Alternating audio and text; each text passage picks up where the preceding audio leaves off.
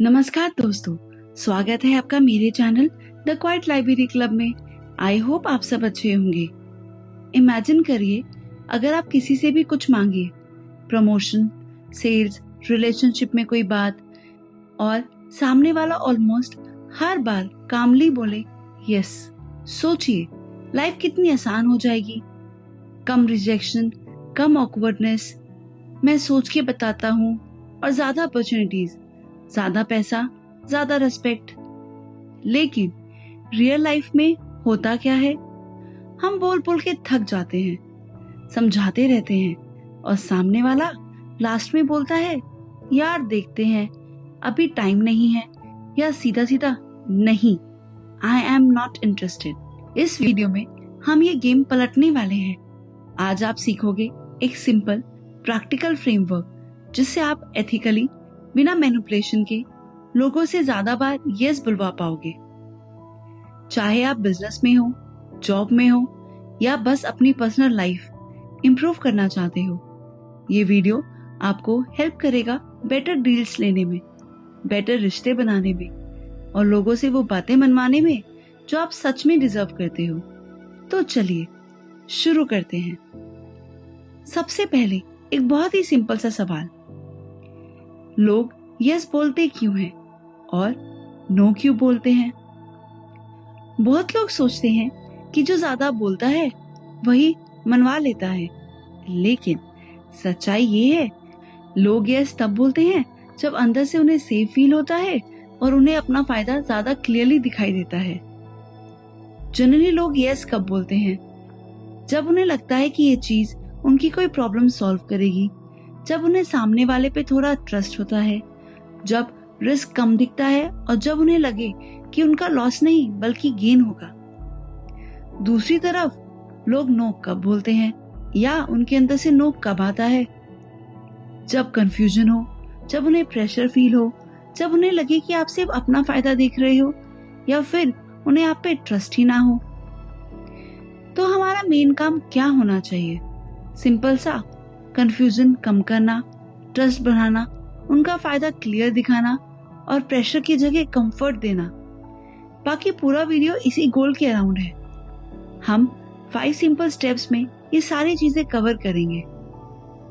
First step, आप किसी को यस पे कन्विंस करने से पहले आपको उनका ट्रस्ट जीतना पड़ता है। अगर सामने वाला आप पर भरोसा ही नहीं करता, तो चाहे आप कितनी ही लॉजिकल बात कर लो, वो अंदर अंदर रेसिस्ट करता रहेगा। और ट्रस्ट बनता कैसे है? पहला, जेन्युइन इंटरेस्ट दिखा के, मतलब आप सिर्फ बोलने नहीं आए हो, आप सामने वाले को सच में समझाना चाहते हो। एग्जाम्पल, इंस्टेड ऑफ डायरेक्टली बोलना यार ये प्रोडक्ट ले लो बहुत अच्छा है, पहले पूछो आपको अभी सबसे बड़ा चैलेंज क्या आ रहा है इस एरिया में, आप कैसी चीज ढूंढ रहे हो एग्जैक्टली। जब वो बोले तुम बीच में मत काटो, सीरियसली सुनो। ये सिंपल लिसनिंग ही एक पावरफुल ट्रस्ट बिल्ड करता है। दूसरा, सिमिलैरिटी दिखा के, लोग उन लोगों पर ज्यादा ट्रस्ट करते हैं जो उन्हें अपने जैसे लगते हैं। जैसे मुझे भी पहले यही प्रॉब्लम थी, मैं भी ऐसी सिचुएशन से गुजर रहा था। जब आप अपना रियल एक्सपीरियंस शेयर करने लगते हो, सामने वाला फील करने लगता है कि ये बंदा मेरी स्थिति समझता है। नंबर 3, बॉडी लैंग्वेज से। आई कांटेक्ट सॉफ्ट रखो, स्टेरिंग मत करो, हाथ क्रॉस करके मत खड़े हो, ओपन पोस्चर रखो, थोड़ा सा स्माइल, रिलैक्स शोल्डर्स। ये सब छोटी छोटी चीजें हैं जो ब्रेन को सिग्नल देती हैं कि इंसान सेफ है, इससे बात की जा सकती है। इंपॉर्टेंट पॉइंट, जब तक ट्रस्ट नहीं बना तब तक बड़ी रिक्वेस्ट मत रखो, पहले कनेक्शन बनाओ फिर कंडीशन रखो। ये था हमारा स्टेप 1। अब आते हैं स्टेप 2 पे, यानी सामने वाले की जरूरत समझना। Understand their need, not just your need. बहुत लोग यहाँ पे गलती करते हैं, वो बस अपना प्रोडक्ट, अपना आइडिया, अपनी प्रॉब्लम एक्सप्लेन करते रहते हैं, लेकिन सामने वाला यस तब बोलेगा जब उसे लगेगा कि ये उसकी जरूरत का समाधान है। इसका एक बहुत ही सिंपल रूल याद रखिए, people don't care about your story, they care about their problem. इसका मतलब है कि लोग आपकी स्टोरी की केयर नहीं करते, वो तो अपनी प्रॉब्लम की केयर करते हैं। तो आपको क्या करना है? क्वेश्चन पूछने हैं, जैसे आपको सबसे ज्यादा किस चीज की चिंता रहती है इस टॉपिक में? अगर परफेक्ट सॉल्यूशन होता तो वो आपके लिए कैसा होता? आपके लिए सबसे इंपॉर्टेंट क्या है? टाइम, पैसा, कंफर्ट, सिक्योरिटी या कुछ और?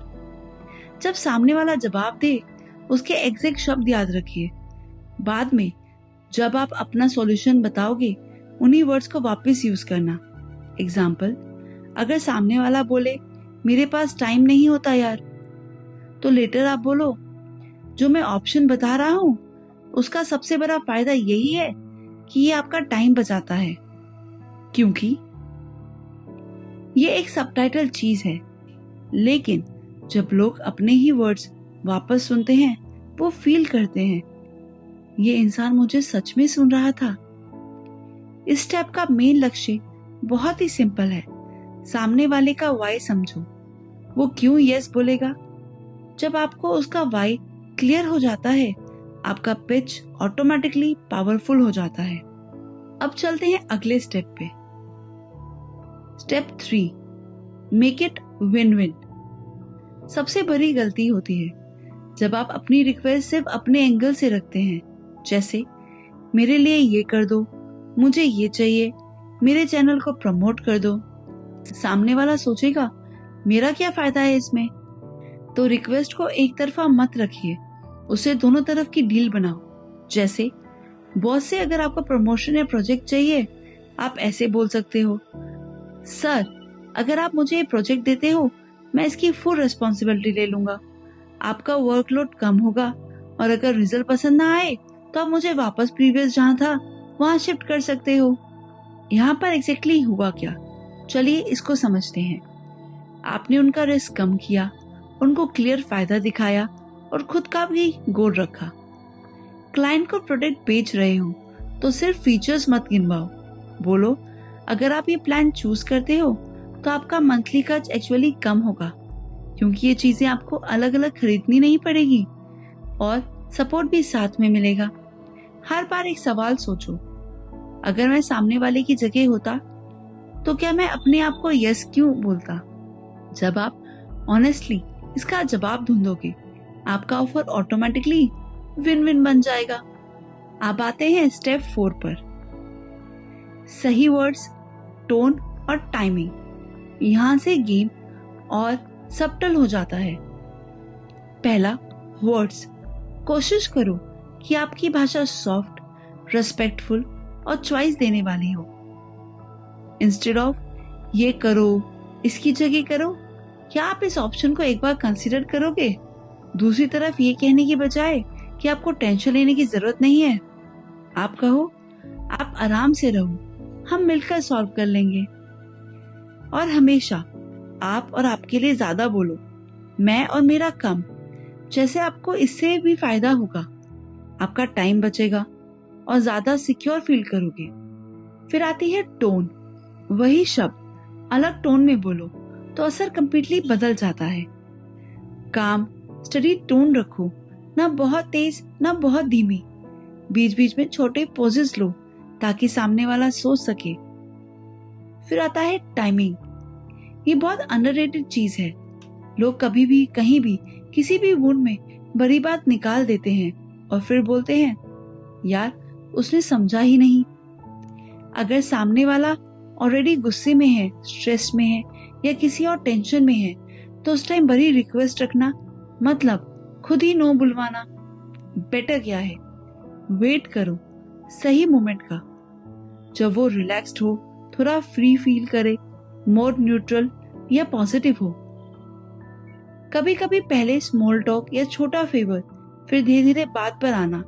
तो दोस्तों, words plus tone plus timing, ये तीनों मिलके सबकॉन्शियस लेवल पे काम करते हैं और वहां से यस निकलता है। अब मान लीजिए आपने सब सही किया, फिर भी सामने वाले ने बोल दिया नहीं यार मुझे नहीं लगता ये मेरे लिए है, या मुझे श्योर नहीं लग रहा। यहाँ लोग यूजुअली या तो हर्ट हो जाते हैं या फिर एग्रेसिव हो जाते हैं। दोनों गलत हैं। तो आप सोचेंगे राइट अप्रोच है क्या? पहले एग्री करो, फिर क्लैरिफाई। इंस्टेड ऑफ नहीं नहीं आप गलत समझ रहे हो, आप कहिए हाँ मैं समझ सकता हूँ कि आपको डाउट क्यों हो रहा है। फिर बहुत ही आराम से पूछिए आपको एग्जैक्टली किस पॉइंट पे डाउट लग रहा है। जब वो स्पेसिफिक रीजन बोले तब आप उसी पॉइंट को एड्रेस करो। जनरल डिफेंड मत करो, प्रॉब्लम के सेंटर पे जाओ। दूसरा स्टेप, डाउट को छोटी चीज बना दो, बेनिफिट को बढ़ा।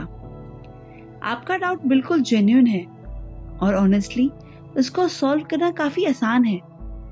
अगर ये एक डाउट साइड पर रख दें थोड़ी देर के लिए, तो बाकी ओवरऑल पिक्चर तो आपको कैसी लग रही है ये तो आप बता सकते हैं। इससे क्या होगा, इससे वो सिर्फ प्रॉब्लम नहीं पूरी पिक्चर देखना शुरू करेगा। अगला स्टेप आता है एग्जिट डोर ओपन रखो। आप कहो मैं आपको फोर्स नहीं कर रहा, अगर आपको लगे कि आपके लिए नहीं है तो आप क्लियरली नो बोल सकते हो। मेरा गोल बस इतना है कि आप डिसीजन पूरी जानकारी के साथ लो। जब लोग फील करते हैं कि मेरे पास चॉइस है, मुझे दबाव नहीं दिया जा रहा, उनके अंदर का डिफेंस कम हो जाता है। और जब डिफेंस डाउन होता है तब लॉजिकली सोचना शुरू होता है और वहीं से यस निकलता है। ये थे आपके सारे स्टेप्स। अब छोटा सा क्विक रिकैप करते हैं ताकि ये फ्रेमवर्क परमानेंटली बैठ जाए और आज आप बहुत अच्छे से इसे समझ पाए। पहला स्टेप था पहले ट्रस्ट और कंफर्ट बनाओ, जेन्युइन इंटरेस्ट दिखाओ, ध्यान से सुनो और बॉडी लैंग्वेज ओपन रखो। सेकंड स्टेप था सिर्फ अपनी नहीं सामने वाले की जरूरत समझो, स्मार्ट सवाल पूछो, उनके वर्ड्स याद रखो और बाद में वही भाषा यूज करो। स्टेप 3, ऑफर को विन विन बनाओ। हमेशा सोचो इससे सामने वाले का क्या फायदा होगा। जब दोनों का बेनिफिट दिखेगा ये आसान हो जाएगा। स्टेप 4, सही वर्ड्स, सही टोन और सही टाइमिंग चूज करो। भाषा को सॉफ्ट रखो, आवाज को काम रखो और सही मूड का इंतजार। ये तीनों सबकॉन्शियस माइंड पे असर डालती हैं। स्टेप 5, जब रेजिस्टेंस आए फाइट मत करो, उसे समझो। पहले एग्री, फिर क्लैरिफाई, डाउट को एड्रेस करो और सामने वाले को चॉइस फील करने दो। अगर आप इन 5 स्टेप्स को डेली लाइफ के छोटे छोटे सीन्स में अप्लाई करोगे, घर पर, ऑफिस में, बिजनेस में, आप धीरे धीरे नोटिस करोगे कि लोग आपको ज्यादा सुनते हैं, ज्यादा ट्रस्ट करते हैं और पहले से कहीं ज्यादा बार यस बोलते हैं। तो दोस्तों, अगर आपको ऐसी ही सिंपल, पावरफुल और प्रैक्टिकल आइडियाज पसंद आते हैं जहां किताबों की सबसे यूजफुल सीख बहुत ही आसान तरीके से आपके सामने रखी जाती है, तो आप मेरे channel the quiet library club को सब्सक्राइब करना ना भूलें। ये चैनल उन लोगों के लिए है जो ज्यादा पढ़ना चाहते हैं लेकिन टाइम कम पड़ता है। यहाँ आपको मिलती हैं केयरफुली चुनी हुई किताबें, उनके सबसे यूजफुल इंसाइट और रियल लाइफ एग्जाम्पल, ताकि आप कम समय में ज्यादा स्मार्ट बन सको।